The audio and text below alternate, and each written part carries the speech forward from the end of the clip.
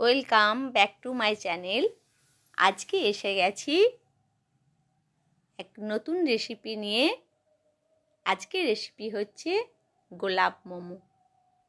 গোলাপ মোমো বানানোর জন্য আমি 1 কাপ আটা নিয়েছি, 1 কাপ ময়দা, সামান্য নুন আর নিয়েছি সাদা তেল অল্প পরিমাণে। ওটাকে ভালো করে আমি মেখে নেব।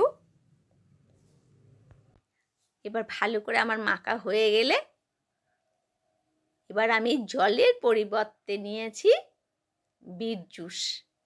বিটটাকে আমি পেস্ট করে নিয়েছি মিক্সিতে, দিয়ে যে জলটা বেরিয়েছে বা বিটের যে জুসটা বেরিয়েছে সেইটা দিয়ে আমি আটাটাকে মেখে নিয়েছি। এবার কড়াইয়ের মধ্যে আমি তেল গরম করেছি, তাতে দিয়েছি একদম ছোট্ট ছোট্ট করে কাটা পেঁয়াজ কুচি, তার সাথে দেব আমি রসুন কুচি। রসুনগুলোকে আমি খুব ছোট্ট ছোট্ট করে কেটেছি। পেঁয়াজ কুচি, রসুন কুচি হালকা করে আমি ভেজে নেব। মোমো করতে গেলে খুব একটা বেশি করে ভাজার দরকার পড়ে না। অল্প করে নেড়ে চেড়ে আমি এবার দিয়ে দেব পনির। পনিরগুলো হাতে করে আমি একদম ম্যাশ করে নিয়েছি। ম্যাশ করার পরে ওগুলোকে আমি কড়াইয়ের মধ্যে দিয়ে দিচ্ছি। এবার পনিরের সাথে পেঁয়াজ আর রসুনটাকে আবার আমি হালকা করে ফ্রাই করতে থাকবো। ভালো করে নেড়ে নেব। এরপরে দেব আমি কিছু মশলা। মশলার মধ্যে থাকছে আমার গোলমরিচ। গোলমরিচগুলোকে খুব মিহি করে আমি পেস্ট করে নিয়ে হালকা হালকা করে পেস্ট করে নিয়েছি। গুঁড়োটা একদম খুব মিহি দেব। অল্প পরিমাণে আদা কুড়ে নেওয়া। আদা কুচির পরে দেব লঙ্কা, ছোট্ট ছোট্ট করে লঙ্কা কুচি। পরে দেব আমি চাট মশলা। এটা একটা মশলা করছি মোমোর। তো তুমি যেমন মশলা করবে, এটা একটা হলো আমি পনির দিয়ে করছি। তো পনিরটাকে আবার লঙ্কার সাথে আমি ভালো করে নেড়ে নেব। এবার দিচ্ছি কুচিয়ে রাখা ধনে পাতা। ধনে পাতাটা এর সাথে ভালো করে আমি নেড়ে নেব। এবার সব শেষে আমি দেব স্বাদ মতো নুন। নুন দিয়ে মশলাটাকে ভালো করে নেড়ে চেড়ে নিয়ে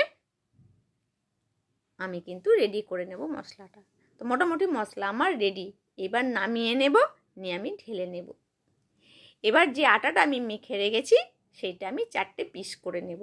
4টে পিস করে একটা রুটির মতো বানিয়ে নেব।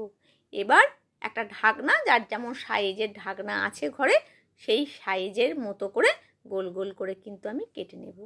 এবার আমি কি করে করছি সেটা একটু খুব ভালো করে দেখুন।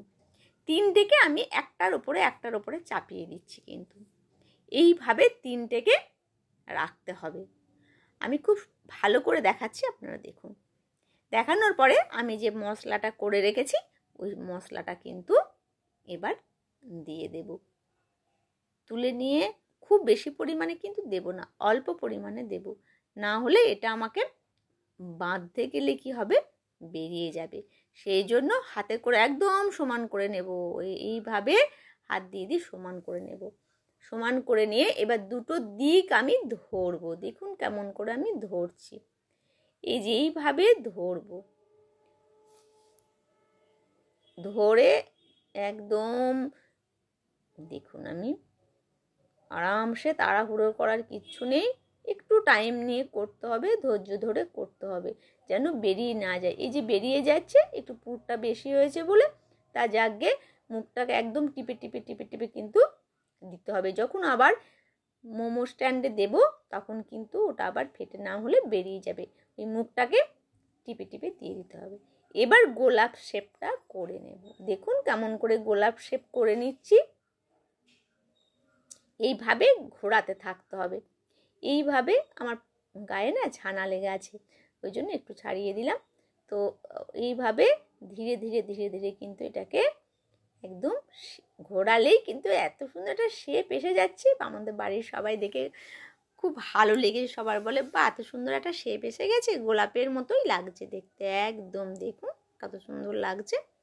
তো গোলাপটা আমার বানানো হয়ে গেছে। আমি আপনাদেরকে আর একটা বানিয়ে দেখাচ্ছি। এইভাবে প্রথমে এটা রুটির মতো বানিয়ে নেবেন। 3টে গোল গোল করে ছোট ছোট করে পিস করে নেবেন। একটার উপরে একটা এইভাবে চাপিয়ে দেবেন। মশলাটা এইভাবে দিয়ে দিতে হবে। আর দুটোকে ধরে একদম সুন্দর করে আরামসে তাড়াহুড়ো না করে বেঁধে নিতে হবে, যাতে না বেরিয়ে পড়ে। এবার গোলাপের যে শেপটা ওইটা এইভাবে দিয়ে দিলেই কিন্তু হয়ে যাবে সুন্দর। এবার দেখুন আমার সবগুলো কিন্তু বাঁধা হয়ে গেছে। এবার আমার কাছে মোমো স্ট্যান্ড নেই, কিন্তু আমাদের অনেক কিছু দিয়ে অনেক কিছু আমরা কাজ করে নিতে পারি। আমার কাছে ইডলির বর্তন আছে, আমি ওইটা দিয়ে মোমো করি। ওইটাকে এবার আমি এর ভেতরে দিয়ে দেব, দিয়ে কিন্তু আমি ভেতরে ঢুকিয়ে দিলাম। এবার ঢাকনা দিয়ে দেব, ঢাকনা খুললেই কিন্তু আমাদের মোমো রেডি। এত সুন্দর দেখতে লাগছে, সুন্দর একটা ডিশও হয়ে গেছে। আর সবাইকে একদম প্লেট সাজিয়ে দেবার মতো আমাদের গোলাপ মোমো রেডি। ভালো থাকবেন, সুস্থ থাকবেন, এইভাবে সুন্দর সুন্দর ডিশ বানিয়ে সবাইকে খাওয়ান, নিজে খান আর সুস্থ থাকুন। আবার দেখা হবে পরবর্তী ভিডিওতে। কেমন লাগলো অবশ্যই কমেন্ট করে জানাবেন। আর যারা নতুন বন্ধু সাবস্ক্রাইব করে পাশে থাকবেন।